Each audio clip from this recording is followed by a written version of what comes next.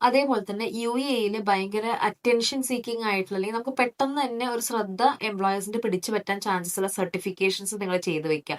അത് കുറച്ച് സർട്ടിഫിക്കേഷൻസ് ഉണ്ട്, ഞാൻ പറയാം. IFRS, ACCA, CMA, VAT knowledge ഉണ്ടായിരിക്കണം, SAP, ക്വിക്ക് ബുക്സ്, എക്സൽ. പിന്നെ അതുപോലെ തന്നെ എക്സലും അക്കൗണ്ടിങ് സ്കിൽസ് ഉണ്ടായിരിക്കുക എന്ന് പറയുന്നത് ഭയങ്കര ഇമ്പോർട്ടന്റ് ആണ്. എല്ലാ കമ്പനികളിലും ഏത് പൊസിഷനിലുള്ള ആൾക്കാരുടെയും റെസ്യൂമേകളിൽ മിക്ക എംപ്ലോയേഴ്സും ഈ രണ്ട് സ്കിൽസ് ഉണ്ടോ എന്ന് മസ്റ്റ് ആയിട്ട് നോക്കുന്നുണ്ട്. അത് മാത്രമല്ല, ഡാഷ്ബോർഡ്സ്, ഡോക്യുമെന്റേഷൻ സ്കിൽസ് എല്ലാം ബേസ് ആയിട്ട് നിങ്ങൾക്ക് ഉണ്ടായിരിക്കണം. പിന്നെ അത് മാത്രമല്ല, ഇതെന്നെല്ലാം നിങ്ങളെ വിട്ടു നിർത്തുന്ന വേറൊരു എലമെന്റ് ആണ് സ്ട്രോങ് ആയിട്ടുള്ള ഒരു കവർ ലെറ്റർ എന്ന് പറയുന്നത്.